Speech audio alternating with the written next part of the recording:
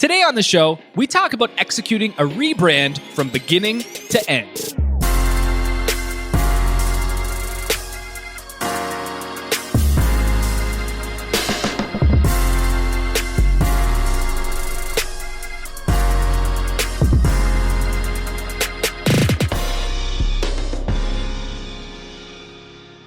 Well, hey there, and welcome to the Ask Brady Show. We are back with another episode answering your questions pertaining to church media, church digital, church comm, church graphic, church video, anything when it comes to communications in your church. And if you want to get outside of that, look, we're still here. We answer to you, Pro Church Nation. You want style advice? Come to me. You want coffee advice? Go elsewhere. That's fair. I was traveling in San Francisco earlier this week, checking out my 28th baseball stadium, Oakland. What were your thoughts? It is officially the worst stadium that I've ever been to. I'll tell you this. The entrances look like prisons. The catwalk that goes over the river next to the stadium, when you looked down, walking over the catwalk, you look down, there were mattresses, old mattresses just floating in the river. And it wasn't an anomaly. They were there both days. So no one was coming to take out those mattresses. That's so weird. On the ride on the BART, on the subway, from San Francisco to Oakland, I was told not to come back on the train lest I find myself in an unsafe situation. 6 different people told me I was on the wrong train. Turns out they were on the wrong train. Locals, no idea. Locals had no... it wasn't just one group. 6 different people, all locals. You're on the wrong train. This isn't Warm Springs. This is Pittsburgh. No, this is Warm Springs. Well, crap. Now I got to transfer, I guess. It's no one even knows how to take their own transit. 3 separate people within the stadium. I asked them, hey, we're here from out of town. Want to try? What's the good food to get at the stadium? 3 separate people, 3 separate conversations. Yeah, no, don't get any of the food. Do it. One person, this is the conversation. Hey, what food should we get? Food. Eat here? No, you don't want to do that. I could not believe how terrible of an experience this was. People were saying, yeah, but what about Tropicana Field in Tampa Bay? They were worse for sure. No, definitely better. I couldn't think of a single thing that this stadium had going for it positively, except for one thing. The tickets were cheap because nobody wanted to go. So there was that. That would be the worst for me because the only reason I go to baseball games is to eat baseball food. The only reason you go. That's one of the huge draws. Yeah. I will say this. I had a hot dog there that was passable. And hot dogs, I realized, are one of my favorite foods. They're so basic, but I just realized if I go to your barbecue, you invite Brady Shearer over to your barbecue, and you're cooking hamburgers on the grill, and you've got hot dogs on the grill, 9 times out of 10, I'm going for that hot dog. Now, I think hamburgers are better than hot dogs. I just don't think you can do a good hamburger on your grill. Wow. I don't have faith in you. We went to In-N-Out, of course, while we were in California. I mean, where else you're going to go? Now, there's a hamburger, but you can't make that yourself. But you know what? You can't screw up a hot dog. They're the same everywhere. You can make just as good of a hot dog at home as you can at the baseball stadium. So those are my thoughts. 3 stadiums left, people. Milwaukee, Minnesota, and the new Atlanta Stadium. Right. One more angry aside before we jump into the actual content. What is with Minnesota sports? I don't know because I don't watch them. Okay, Minnesota is a state. It's not a city. It's a state. The city within Minnesota is Minneapolis.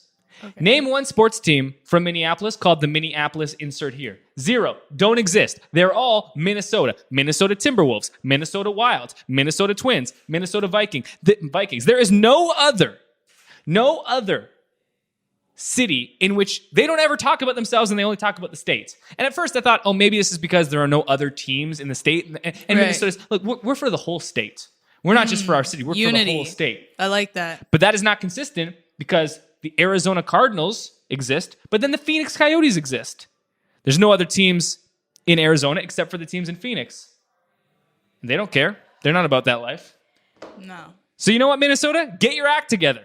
You're the Minneapolis Twins. You're the Minneapolis Vikings. If you're from Minnesota watching this, you're from Minneapolis, please tell me, why is this? Why is this happening? No, nobody else does it. You're the only ones. What is it about? That's all. That's my angry rants about that. That's all. Moving on. Okay. So those are all my sports rants. Let's get into the actual questions. Do what we're here to do for real. So the first question comes from Steph, and she sent in a video. Hey there, Brady. This is Steph from Montreal. I just have a quick question for you. I am wondering, what is the best and most efficient way to transition giving platforms? For example, transitioning from PushPay to Stripe. And then I would like to know how is the best way for our church to advertise that in the process? Well, thanks for the question, Steph. Shout out from Montreal from Steph, one of the most beautiful Canadian cities. If you ever get a chance to go there, make sure you do. It is like Europe in North America. Quite fascinating, spectacular. When it comes to transitioning different giving providers, the first thing that you need to consider are the back-end logisticals. Because before we can get to the front-end communication, before we can get to advertising it to your church, you got to consider, how does my existing giving provider work with our accounting? This is one of the biggest problems with giving that I've found, is that let's say you're using a PushPay or a Tithely or a Secure Give, or whatever it might be.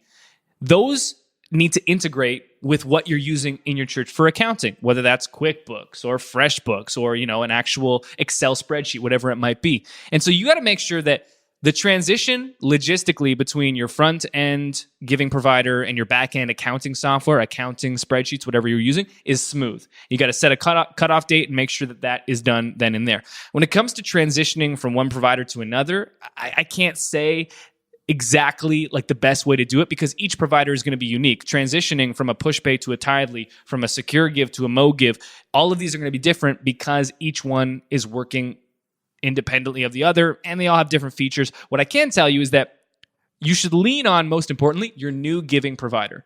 Just like website providers consider this, your giving provider considers, what is it going to be like for a church to transition from giving provider A to giving provider B? Straight from A to V. Everywhere in between, or forget B through whatever is before. What? Okay, what letter comes before V? W?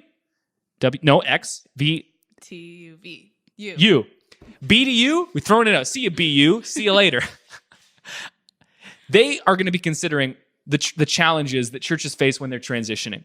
So the company that you're transitioning to, lean on them, because they're going to help you every step of the way. We found this with hosting providers, with website providers. They want your business, and they know that one of the biggest challenges to getting your business is that transition phase. And so they're going to do everything they can to make it easy and simple and clear and stress-free for you. So lean on them.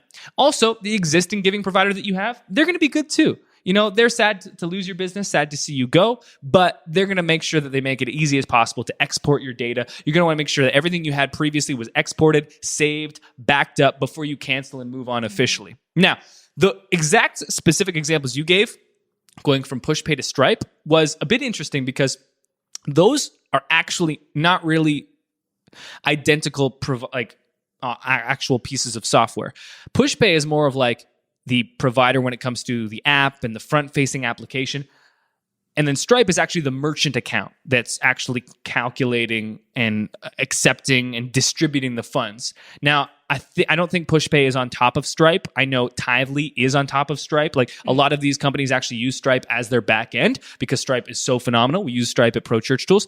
If you're transitioning from PushPay, which is kind of like a ready-made, ready-to-go, made-for-you solution to Stripe, and you're building your own custom stuff on top of Stripe, then that does make things a bit more challenging because you're leaving a ready-made solution to actually custom build your own. So that's also something to consider. Let's talk about actually communicating it to your church. If your church is very used to using like an existing app like PushPay, the best thing to do is to set a launch date, a hard date on the calendar where you've decided on this day, PushPay or our previous giving provider will no longer be available. And on this day, we're going to make a hard switch, cold turkey to the new one. What you want to do is put that day on the calendar and then for 4 to 6 weeks, start announcing and letting people know.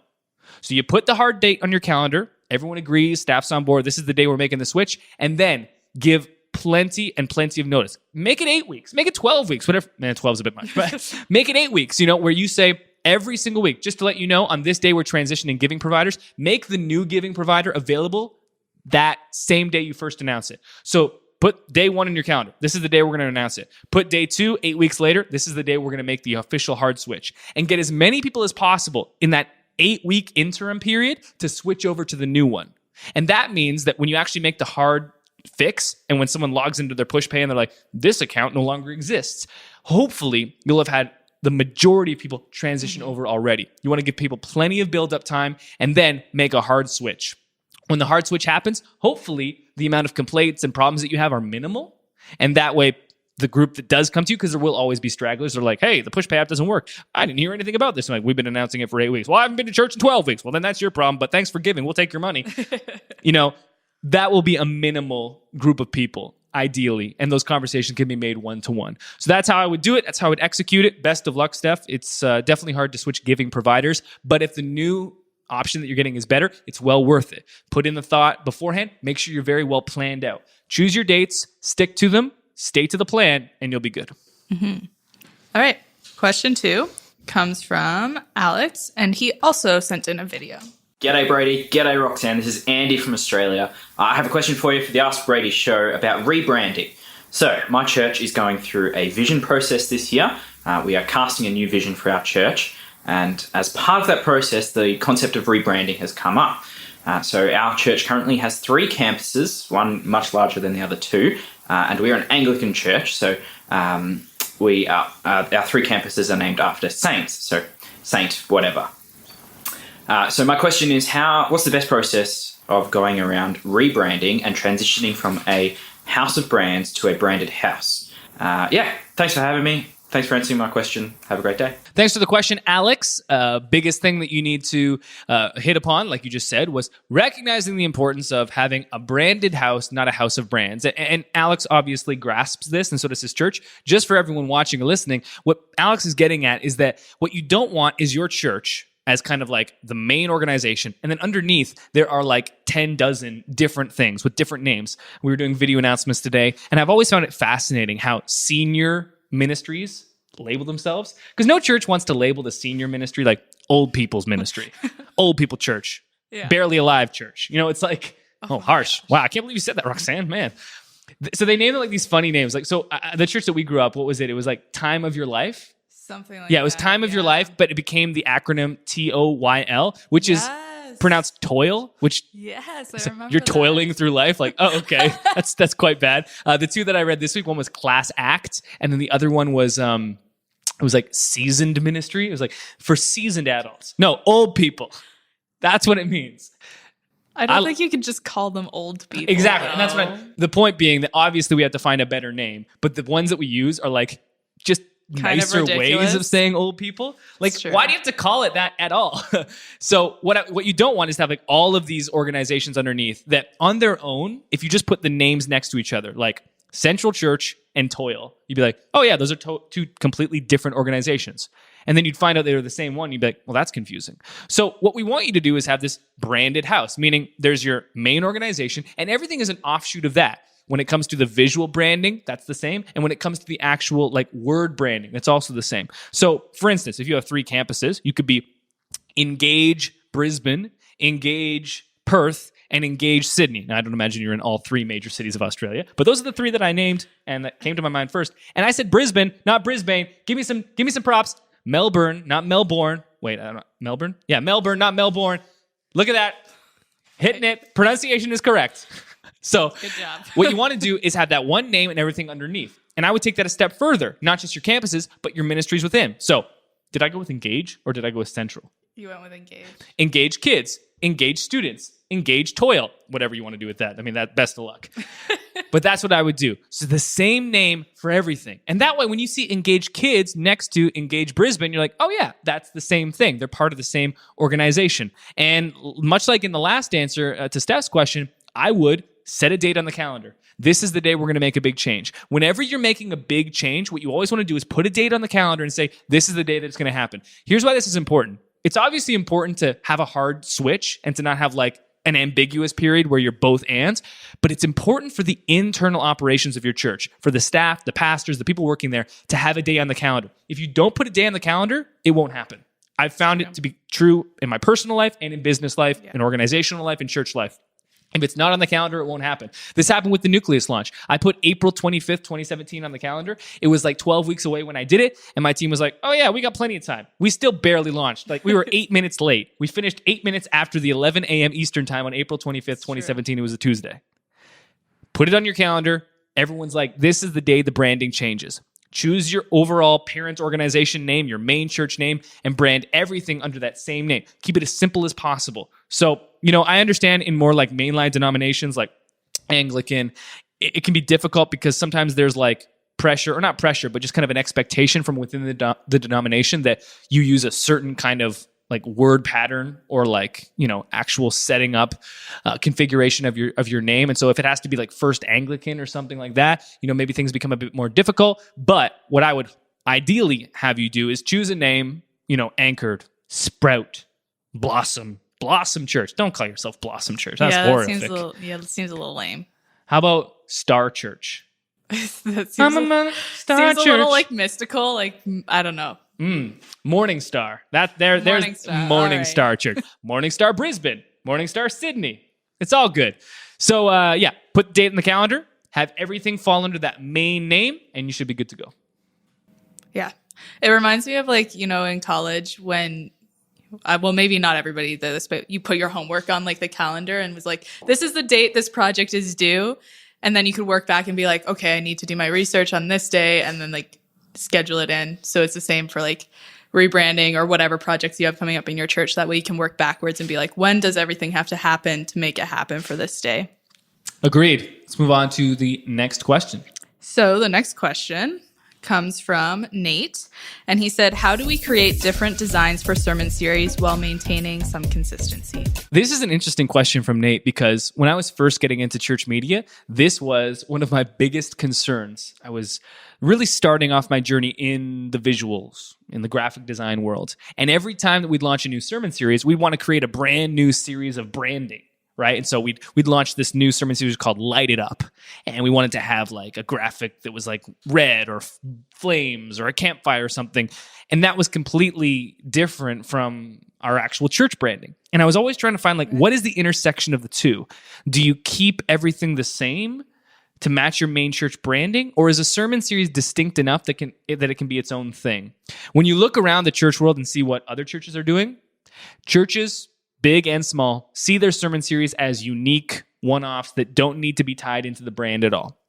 That's kind of the way that things are going now. I think it would be very cool to see churches that have their sermon series tied into their overall branding. It's something that I've always been a fan of. You're going to be going against the grain, at least in overall church culture, which if you're resolved to do it and you're the decision maker and you're good at graphic design, won't be a problem. We did this with Pro Church Academy. If you're a part of Pro Church Academy, and this is a great example, you'll know that all of our courses are branded. The cover images for all the courses are identical to the way that a sermon series would be. 16:9 aspect ratio, kind of, widescreen to fit on a TV. And what I did was, we have our set of Pro Church Tools branding existing right now in 2017. And every individual course, toolbox item, behind the scenes course, whatever it is, execution plan in Pro Church Academy abides to this branding. And you know what? Frankly, it's been a bit difficult. At least it's been a bit challenging, meaning that every time we have a new course, I'm like, okay, I've got this existing set of branding, these fonts, these colors, this type of iconography. How do I make it look new and fresh for this new course? It's a challenge. It's much easier to start from scratch, right? You can go with like the latest trend, be like, well, gradients has never been a part of our church's visual culture, but let's do it now for this new sermon series. That will be easier, but I think it's more fulfilling and rewarding to have that overall brand look the same. If you log into Pro Church Academy, you'll see all of our courses have the same feel, have the same kind of personality and character to them because we have existing branding set in stone. And every time we release a new course, read, new sermon series, they always look and feel the same. They're unique, but they're all part of the same branding. And so I think Pro Church Academy's graphics that we'll show on the screen if we haven't already are a great example of that. That being said, you are going to be going against the overall church grain. Of course, with that being said, nobody cares about the church grain. Go against it. Like, no one should be stopping you. But be aware that it's going to be more challenging. It's much easier to start something new than it is to iterate and improve what's already there. It's like, I know what I should be doing when it comes to my workout regimen and my nutrition regimen. But it's much cooler to find a new book that's like, try this new thing. And you're like, woo, new, exciting. And your brain's like, true. I love it. Let's do it. But it's more rewarding and fulfilling to do the thing that you know works, the thing that you committed to. Stay the course. I would love to see more churches doing this as we have in Pro Church Academy. Yeah. All right. Question 4 comes from Mr. Hannerman on Twitter. And he says, Facebook events versus Facebook pages for annual outreach events at our church. Mr. Hinnerman. I mean, I could be pronouncing it wrong. Oh, that's on Twitter. Yeah. Heinerman. Heinerman? That sounds worse. Mr. Heinerman, if that is your name is beautiful and I love you. Okay, Facebook events versus Facebook pages. Facebook events, I'm not a huge fan of. I think here's the reason why. The infrastructure of Facebook events is pretty good. I don't know about you. Anytime I see a Facebook event, I ignore it. I always say maybe 100% of the time. We all know what that means. Especially when it comes to outreach, you're going to want to use an actual Facebook ad using the Facebook ads editor to create an advertisement that will be seen by everybody. If you see a cold Facebook event that is completely unrelated to you, because the purpose of this, as Mr. Heinerman said, is outreach. If you're scrolling through your Facebook thing and you see a Facebook event that you've never heard about from a church or an organization that you are unfamiliar with, there is literally zero chance that you click, oh yeah, I'm attending. Roxanne just said her friends invite her to things. Her close friends say, please come support me at this fundraiser. And you're like, maybe. I'll What does think that mean? about it. No, I am not coming. And so to do that to someone you don't have an existing relationship with, you're going to get no response.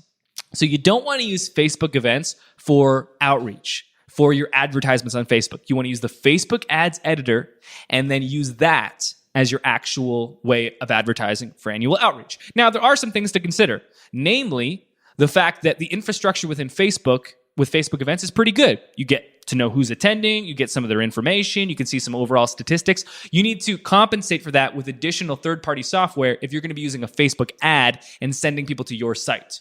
How are you going to capture the information that you were going to capture with a Facebook event that you are now sacrificing for a better advertisement? Facebook events is a bad idea, but they do have that one nice thing about them. Here's the better thing about not using Facebook events. Sure, you need to find additional software to capture that information, but you can now capture way more information and you have 100% control over that. You know, we had another question come through, I think it was with Twitter, and this isn't a question we're going to answer on Ask Brady, I don't think, so I'll answer it now. It was like, how can I get access to Facebook's data locally for my like city? And I was like, you can't. Like, that's Facebook's data. The reason Facebook is the greatest ad platform of all time, and the reason like owning Facebook stock is like the best stock you can own for the next 20 years because they're just going to continue to dominate all of us, is because of their data. They know everything about you, everything about me, everything about us, and the way that we interact with each other. Mm-hmm. That is their most important part of the company. That and the attention that they have. They're not going to give that up. So you've got to use their existing infrastructure to get access to it. With that being said, if you want to capture your own data that you then acquire from Facebook, even better. To use a kind of parallel example, the way that we use Facebook ads for Pro Church Tools is we want to capture your email address. We want to offer you something of value, say like, the best guide for churches for Facebook ads. We offer that. All we want in return, it's 100% free, is your email address. Mm-hmm. Facebook actually has a type of advertisement called Facebook Leads. And what Facebook does is they already have your email address. And what they do is they share that email address with us. We have never used a Facebook Leads advertisement, and there's no expectation that we will in the future. The reason for that is even though Facebook is capturing the information that we want, we have to do it on their own terms. Right. If we instead send people to our own page that we host and ask for your information, then we are in control of that data, and we're in control of where we send you after you give us that data. Same thing applies here. Instead of using Facebook events, capture that data on your own, be in control of the data, be in control of the follow-up, ask the information that you want. Don't just be a slave to Facebook and privy to what they have decided that they will be willing to give you. And so use your Facebook page, create an advertisement using the Facebook ads editor, and use that as your outreach. It is far better than using a Facebook event. And if you're confused at all or questioning about how to actually do that, we've got a ton of great podcasts with Chris Abbott. We've got 3 now that are out on Facebook ads. Just go to the Pro Church Podcast feed, search for Chris Abbott Pro Church Podcast, and those 3 are absolutely fantastic. And we actually have a full set of case studies that you can access for free. prochurchtools.com/ads, ADS, prochurchtools.com/ads. Just enter your email address and we'll give you that for free. You can see how other churches are using the Facebook ads editor to create advertisements for outreach. That way you don't just take it from us. See how churches are actually doing it themselves. Sounds good. Well, that does it for this episode of Ask Brady. As always, if you want your question answered, all you have to do is send it in, #AskBrady on Instagram or Twitter, or in the comments below on this video on Facebook or YouTube with that #AskBrady. And as always, you should know that if you send in a video question, you will be instantly sent to the top of the queue. That's how Alex and Steph got their questions answered. So send in your video question and you'll be sent immediately to the top of the queue. Thanks for watching. Thanks for listening. You're the best, Pro Church Nation. Go seize the 167 and we'll talk real soon.